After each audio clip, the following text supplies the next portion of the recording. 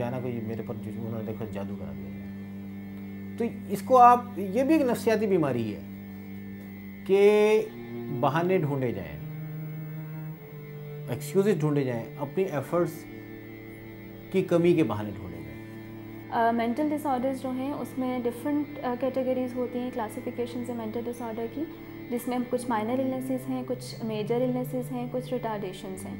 Minor illnesses में like जिस तरह से एंग्जाइटी डिसऑर्डर है, डिप्रेशन है, जो मूड डिसऑर्डर्स हैं आपके, या सोमैटोफॉर्म डिसऑर्डर्स आ जाते हैं। जो मेजर इलनेसेस होती हैं आपकी, वो जो ज़्यादा सीवियर होती हैं, लाइक जिस तरह से साइकोसिस है या शिज़ोफ्रेनिया जिसे कहा जाता है, वो इस कैटेगरी के अंदर आती हैं। हमारे आज के दौर में ख़ास तौर पर लोग अपनी दुश्मनियाँ निकालने के लिए काले जादू का सहारा लेते हैं, आमिलों के पास जाते हैं, जादूगरों के पास जाते हैं, या उनसे तावीज़ घंटे करवाते हैं, और उसमें वो मज़हब की भी रिवायात का ख्याल नहीं करते कि गैर मुस्लिम लोगों के पास भी जाने से कतराते नहीं हैं, और उनके पास जाकर भी अपना मकसद हासिल करने की कोशिश करते हैं। हुज़ूर पाक सल्लल्लाहु अलैहि वसल्लम ने ऐसे लोगों को गैर मुस्लिम करार दिया एक हदीस के अंदर, और हज़रत सल्लल्लाहु अलैहि वसल्लम ने उनके ईमान को मौकूफ़ करार दिया एक दूसरी हदीस के अंदर।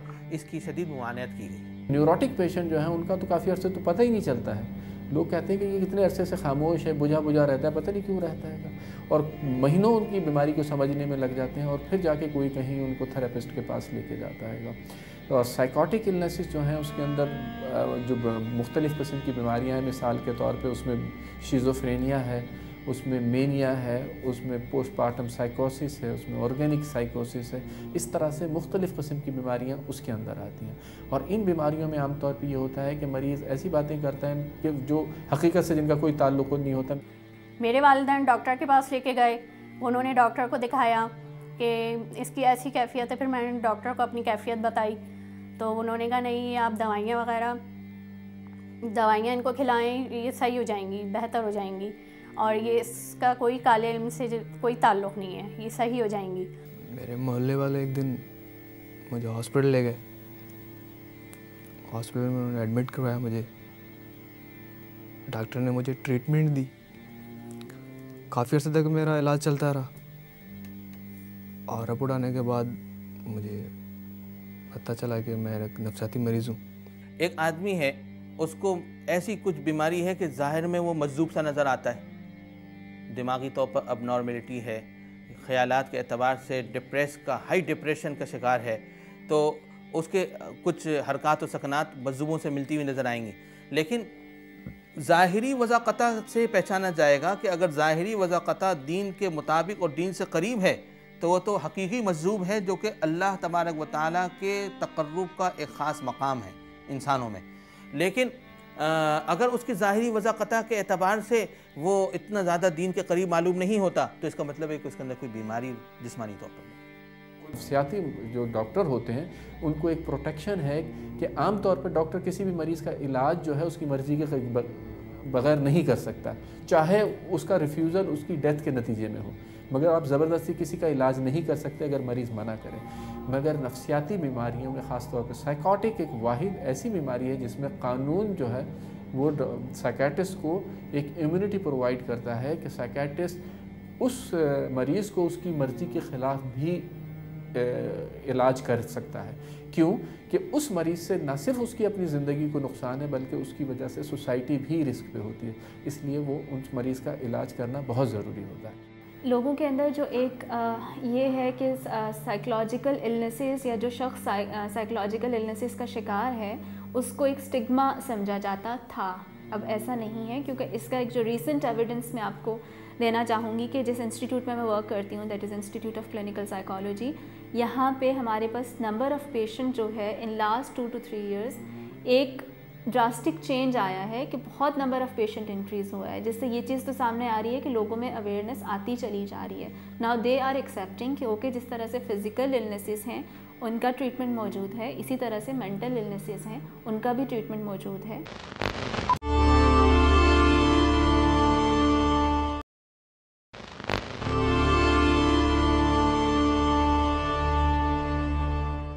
काले जादू के इलाज में मुख्तलिफ़ लोगों के अपने अपने तरीक़े इलाज हैं, और मुख्तलिफ़ लोग मुख्तलिफ़ तरीक़ों से इलाज करते हैं। सबसे बेहतर तो कुरान करीम की आयत से इलाज करना है कि कुछ कुरान करीम की आयत पढ़ने को दी जाती हैं, कुछ कुरान करीम की आयत तावीज़ के तौर पर लिख कर गले में डालने के लिए, पहनने के लिए दी जाती हैं। तो सबसे बेहतरीन इलाज तो कुरान करीम की आयत से है, जो कि मुअस्सर तरीन है। अल्लाह तबारक व तआला ने ये किताब नाजिल फरमाई है, हिदायत भी है इसमें और शिफा भी है। नफ्सियाती मर्ज़ का जो इलाज है वो रूहानियत से भी है और दवाइयों से भी। और मैं अपने माँ बाप का बहुत शुक्र अदा करती हूँ कि उन्होंने मेरे लिए इतना कुछ किया, मेरे लिए इतने धक्के खाए। और मैं यहाँ आपको बताता चलूँ कि किसी भी बीमारी के ऊपर उसके बिलीफ सिस्टम का, उसकी सोसाइटी का, उसके मज़हब का बहुत बड़ा रोल होता है।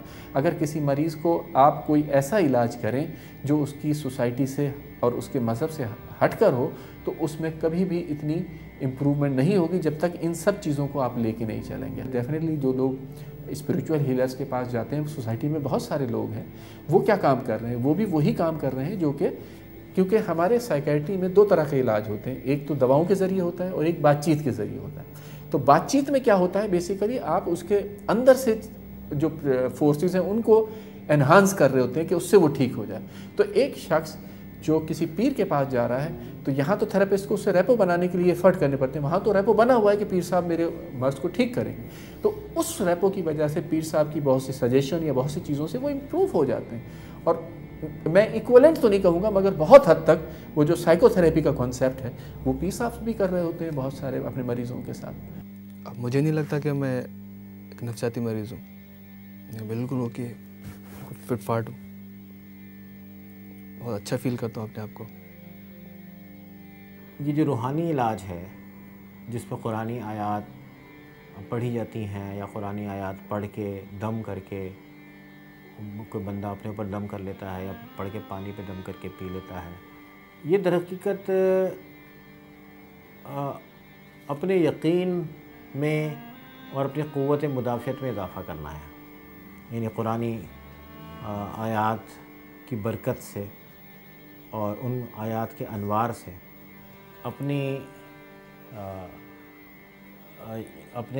अपने यकीन में या अपनी जो शिफा याबी की जो इस्तेदाद है जो अल्लाह ताला ने हर इंसान को अता फरमाई है, जिसको आप उसका इम्यून सिस्टम भी कहते हैं, उसको स्ट्रेंथन करना है।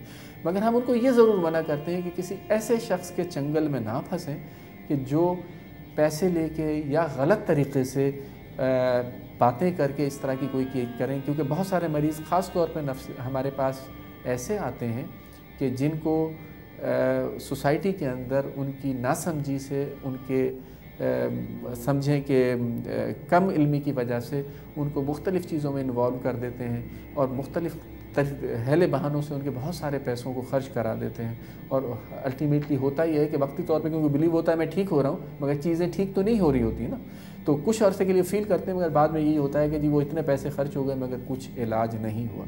तो उससे हम डेफिनेटली मना करते हैं। अगर आपका दोस्त, रिश्तेदार, अजीज़ों में कोई नफसियाती मरीज़ है तो उसको नफसियाती हॉस्पिटल ले जाएं, उनका इलाज करवाएं। इसका इलाज है जैसे मैंने इलाज करवाया, बिल्कुल सही हो, आपके सामने हो, नॉर्मल लोगों में घूम फिर रहा हूँ, जिस कर रहा हूँ। प्लीज़ उनको आप ले जाएं जैसे मुझे कोई ले गया था। कि हम सोसाइटी के प्रेशर में आके अपने आप को ओवर कमिटेड कर लेते हैं, बहुत सारी चीज़ों में इन्वॉल्व हो जाते हैं, जिसकी वजह से हमारे ऊपर स्ट्रेस लेवल बढ़ जाता है। और जब वो स्ट्रेस लेवल बढ़ता है तो उसकी वजह से हम एक्सपोज हो जाते हैं बीमारियों के लिए। और इससे बहुत आसानी से बचा जा सकता है बाय ऑर्गेनाइजेशन। अपनी चीज़ों में ऑर्गेनाइजेशन पैदा करें, अपने खाने का टाइम, अपने सोने का टाइम, अपने उठने का टाइम, इनको रेगुलरिटी करें। एक अगर आप देखें इस्लाम का बुनियादी फ़लसफ़ा अगर नमाज का भी देखें तो नमाज में बेसिकली क्या होता है कि आपकी ज़िंदगी में 5 दफ़ा आपको ऐलान करके कहा जाता है कि बाकायदगी पैदा करें। और जितना आपकी ज़िंदगी में बाकायदगी रहेगी उतने ही कम चांसेस होते हैं कि फिर आप स्ट्रेस में आए या बहुत ज़्यादा आपके अंदर स्ट्रेस जो है वो इस तरह की बीमारियां जो हैं वो पैदा करें।